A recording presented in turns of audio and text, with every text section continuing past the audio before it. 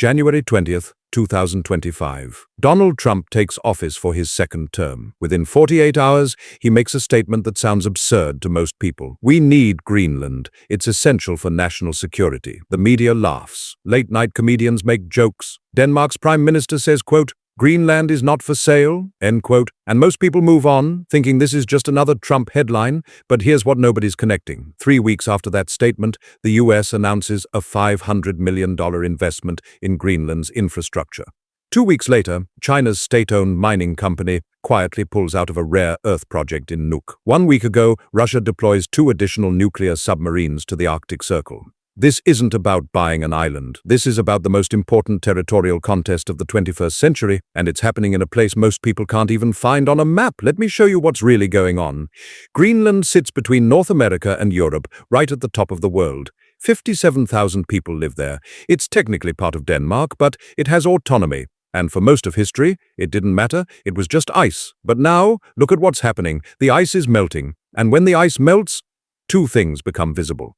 First, resources. Second, shipping routes. Let's start with resources. In 2020, the US Geological Survey completes a study. They find that Greenland contains approximately 25 million tons of rare earth elements. That's second only to China. And rare earth elements, if you don't know, are the materials that power everything in modern life. Smartphones, electric vehicle batteries, wind turbines, missile guidance systems, stealth aircraft. Right now, China controls 80% of global rare earth production. That means if Beijing decides to cut off supply, the entire Western tech industry collapses. Tesla can't make batteries. Apple can't make phones. Lockheed Martin can't make F-35s. This is an economic choke point. And Greenland is the only place outside China that can break it.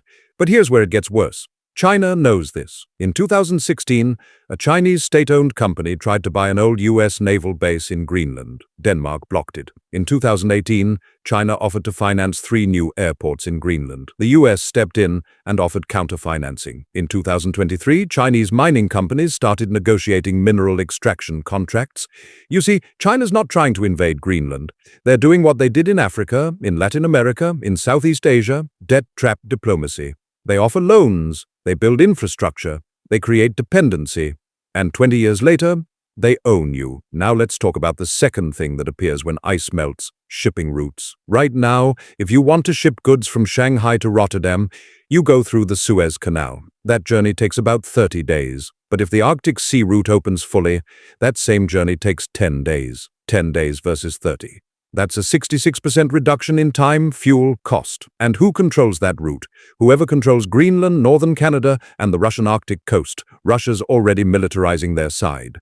They've built 13 new Arctic bases since 2015. China's calling itself a near-Arctic nation, even though they're 1,500 miles away, and they're building icebreaker ships. The US has 2 functioning icebreakers. Russia has 40, China has 4, and building more. So when Trump says we need Greenland, what he's actually saying is we're losing the Arctic, and if we lose the Arctic, we lose the 21st century. But there's a third layer most people miss, and this is the most dangerous one. Military positioning. During the Cold War, the US had Thule Air Base in Greenland. It's still there. It houses early warning radars that detect Russian ICBMs. If Russia launches nukes, Thule sees them first. But now, imagine this scenario. China gains economic influence over Greenland. Greenland's government becomes dependent on Chinese loans. China doesn't ask Greenland to kick out the US directly. They just say, we'd like to build a research station near Thule for scientific purposes. And suddenly, Chinese intelligence is sitting 200 miles from America's Arctic defense perimeter. They can monitor US submarine movements. They can track satellite launches. They can map underwater cables. This is why Trump's offer wasn't a joke. This is why the Pentagon is quietly pouring money into Greenland, because if they don't, someone else will. Now, here's the question everyone should be asking. Why now? Why is this suddenly urgent in 2025? 3 reasons. First, climate change. Yeah, I know, it sounds like a cliché, but look at the data. Greenland's ice sheet is losing 280 billion tons of ice per year. That's not a projection, that's measured.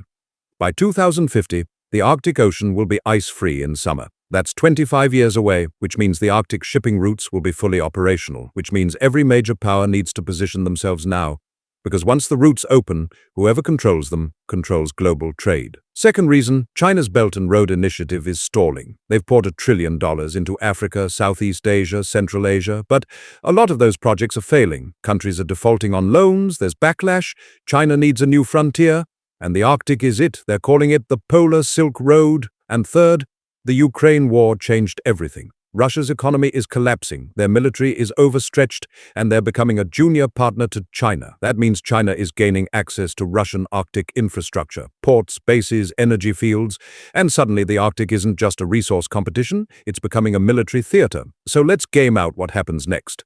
Scenario 1, the US wins.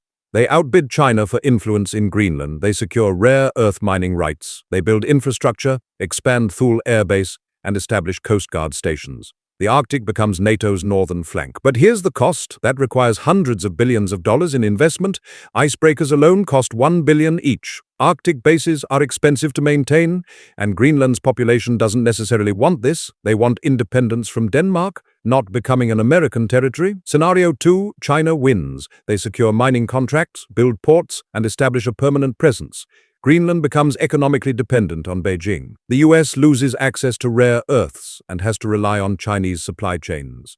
The Arctic shipping route becomes a Chinese lake, just like they're trying to do with the South China Sea. The cost? American tech companies can't compete. The military-industrial complex loses access to critical materials. And strategically, the US is surrounded: Pacific, Atlantic, and now Arctic. Scenario 3, and this is the most likely, partition. Nobody wins outright.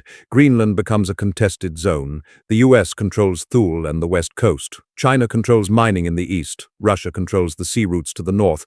And we get a frozen version of the South China Sea, where every movement is monitored, every resource is disputed, and one mistake triggers a war. Now, let's zoom out and see the big picture.